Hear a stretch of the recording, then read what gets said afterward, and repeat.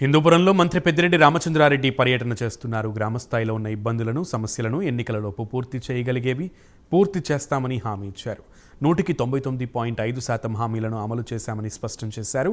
స్థానిక ఎమ్మెల్యే బాలకృష్ణను 2 సార్లు గెలిపిస్తే నియోజకవర్గాన్ని గాలికి వదిలేశారని మంత్రి పెద్దిరెడ్డి మండిపడ్డారు. టీడీపీకి అభ్యర్థులు లేక తాము టికెట్ ఇవ్వని వారిని పార్టీలోకి ఆహ్వానించి టికెట్ ఇస్తున్నారని మంత్రి పెద్దిరెడ్డి విమర్శించారు. ఈ ఎన్నికల్లో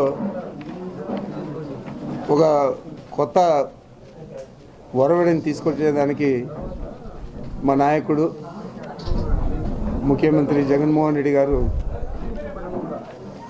ఈరోజు పార్లమెంటుకు కానీ శాసనసభకు కానీ 2 మహిళలను, ప్రత్యేకించి 2 వెనుకబడిన తరగతులకు సంబంధించిన వారు, ఒకరేమో కురబ కులం అయితే ఇంకొకరేమో బోయ కులానికి చెందిన వారిని, అందులో మహిళలను తీసుకురావడం జరిగింది.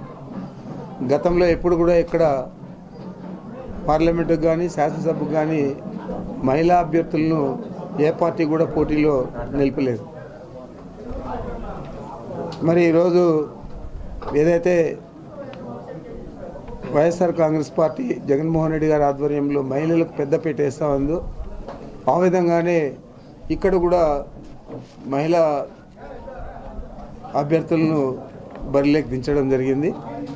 మరి వీరి విజయం కోసం అన్ని గ్రామాలు కూడా పర్యటిస్తే బాగుంటుందని ఆలోచన చేసి గత 2 రోజులు, ఈరోజు 3వ రోజు మనం అన్ని గ్రామాలు కూడా పర్యటిస్తూ ఉన్నాం.